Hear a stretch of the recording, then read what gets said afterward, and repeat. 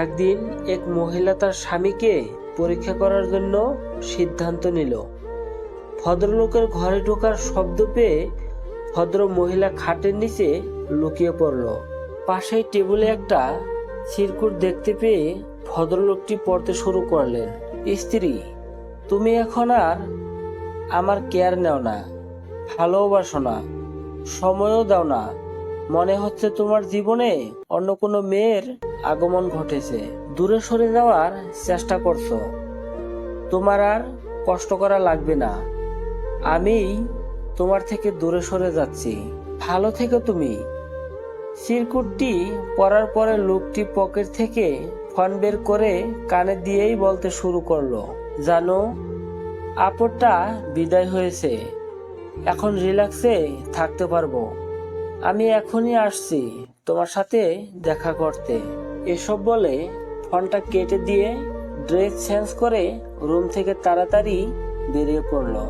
এসব শুনতে শুনতে ভদ্র মহিলা মুখ চেপে কান্না করতে লাগলেন। লোকটি চলে যাওয়ার পরে কিছুক্ষণ পরে খাটের নিচ থেকে বেরিয়ে এলেন। খাটের উপর একটি চিরকুট পেলেন। লেখাটা পড়ে অবাক হয়ে গেলেন। তাতে লেখা ছিল, পাগলি বউ একটা, খাটের নিচে তোমার পাগুলো দেখা যাচ্ছিল। আমি তো তোমার জন্যই কাজকর্ম যাই, তোমার সুখের জন্যই তো এত কষ্ট করি, তবু তুমি ভুল বুঝো। আমি তোমায় অনেক ভালোবাসি। আমি কাউকেই ফোন করিনি। বাজার থেকে মাংস আনতে যাচ্ছি। তুমি খাবার রেডি করতে থাকো, তারপর একসাথে বসে খাবো, কেমন? আমার পাগলি একটা। লেখাটি দেখে মহিলা বসে পড়লেন, কাঁদতে শুরু করলেন। কি ভুলটাই না করতে যাচ্ছিলেন তিনি। ভালোবাসায় সন্দেহে নয়, বিশ্বাস রাখতে হয়। একটা ছেলে যত কষ্ট করে তা তার প্রিয়জনকে খুশি রাখার জন্যই করে। কিন্তু সব ছেলেরাই এক হয় না। যদি এক হতো তাহলে কষ্ট করে গল্প সাজাতে হতো না। দেহ পেলে যদি মনের তৃপ্তি মিটানো যেত তাহলে 500 টাকা দিয়ে সবাই ওই দেহটাই কিনতো। ভালোবাসায় হেরে গিয়ে 20 টাকার বিষ কিনে আত্মহত্যা বা 1000 টাকার নেশা কিনে হৃৎপিণ্ড আর কলিজা পুরাতো না। যে স্বামী নিজ স্ত্রীর ছোটখাটো ভুলগুলোর ব্যাপারে স্ত্রীকে বারবার অপমানজনক কথার আঘাত দেয় এবং গোপনে অন্য মানুষের কাছে স্ত্রীর সম্পর্কে নোংরা মন্তব্য করতে পারে, সেই স্বামী হলো ভয়ানক সন্দেহপ্রবণ একটা মানুষ। তার কাছে স্ত্রীর পবিত্র ভালোবাসার কোনো মূল্য নেই। কোন ধরনের পুরুষ স্ত্রীর জন্য ভয়ঙ্কর হয় জানেন? নাম্বার 1 দেবর, নাম্বার 2 দুলাভাই, নাম্বার 3 লোভী পুরুষ। একটা মেয়ে বিয়ের পর সবার আঘাত সহ্য করতে পারে, কিন্তু তার স্বামীর দেওয়া আঘাত সহ্য করতে পারে না। কারণ একটা মেয়ে বিয়ের পর স্বামীর সাথে তার 1000টা ইচ্ছা পূরণ করার স্বপ্ন দেখে। তার ধারণা সবাই তাকে কষ্ট দিলেও তার স্বামী তাকে কষ্ট দিবে না। একটা সুন্দরী মেয়েকে পাওয়ার আশা একজন পুরুষের কাছে স্বর্ণলাভ করার মতো বলে মনে হয়, কিন্তু যখন তাকে পেয়ে যায় তখন তার বিপরীত হয়ে যায়। আকর্ষণটা বিকর্ষণ হিসেবে কাজ করতে শুরু করে। আঘাত দিয়ে কখনো সংসারী স্ত্রী পাওয়া যায় না, না কেবলমাত্র ভালোবাসা দিয়ে সম্ভব।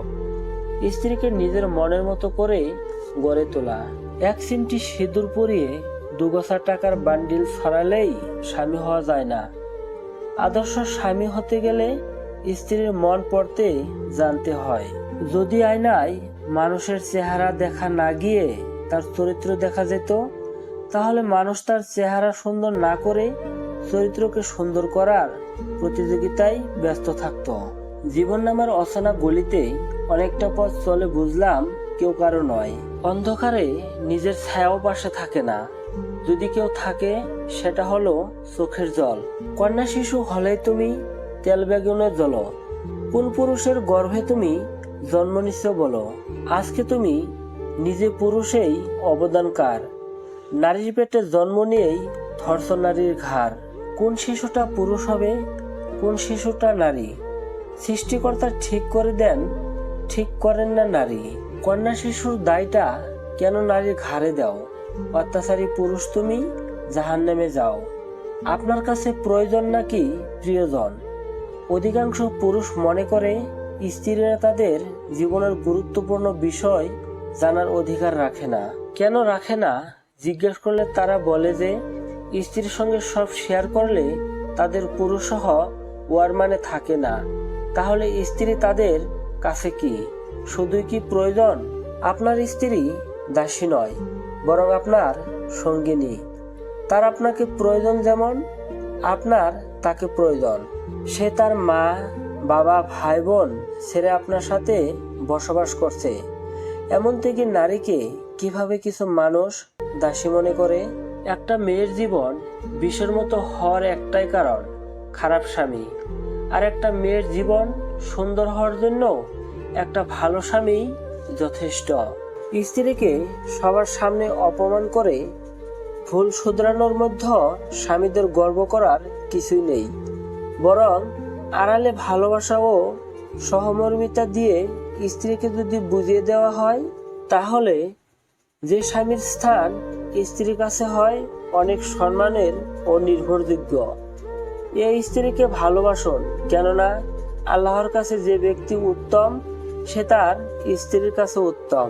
চরিত্রহীন স্বামীর সাথে রাজপ্রাসাদে থাকার চেয়ে গরিব আদর্শবান স্বামীর সাথে পুরো ঘরে থাকাও অনেক সুখের। পৃথিবীর সবচেয়ে কঠিন কাজ হলো সবাইকে খুশি রাখা। একটি মেয়ে শ্বশুরবাড়ির লোকদের যত সেবা করুক, সংসারী হিসাবে যতই পারফেক্ট হোক না কেন, সে কখনোই শ্বশুরবাড়ির রানী হয়ে উঠতে পারে না। কিন্তু হাজার ভুল করার সত্ত্বেও একটি মেয়ে তার বাবার কাছে সারা জীবন পরী হয়েই থাকে। যারা অন্যের চরিত্র নিয়ে সমালোচনা করে তারাই সবচেয়ে বড় চরিত্রহীন। চেহারা সুন্দর এটা আপনার গুণ নয়, এটা আল্লাহর দয়া মাত্র। চরিত্র সুন্দর এটা আপনার গুণ। তাই চেহারা সুন্দরের চেয়ে চরিত্র সুন্দর করা অতি জরুরি। কথায় আছে, সংসার সুখ হয় রমণীর গুণে। আবার অনেকেই বলে সংসার সুখের হয় মোটা ইনকামে। কিন্তু বাস্তবে সংসার সুখের হয় স্বামী স্ত্রীর একে অপরের প্রতি শ্রদ্ধা, বিশ্বাস ও ভালোবাসার মিলবন্ধনে।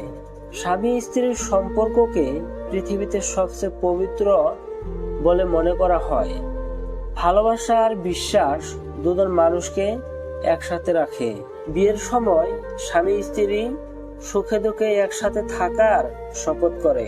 স্বামী স্ত্রীর সম্পর্ক হওয়া উচিত হাত ও চোখের মতো।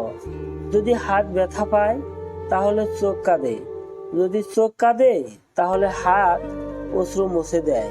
সবচেয়ে কঠিন কাজ হচ্ছে নিজেকে চেনা, এবং সবচেয়ে সহজ কাজ হচ্ছে অন্যদেরকে উপদেশ দেওয়া। ছেলেরা যেভাবে বলে, এটা আমার মা, আমার মাকে সম্মান দিয়ে কথা বলো, তিনি যা বলবেন তোমাকে তা শুনতে হবে, তার ইচ্ছা মতো চলতে হবে। ঠিক সেইভাবে যদি একবার বলতো, এটা আমার বউ, আমার বউকে ছোট করার কারো অধিকার নেই, তাহলে শ্বশুর বাড়িতে হাজারো মেয়েদের এত কষ্ট অবহেলায় দিন পার করতে হতো না।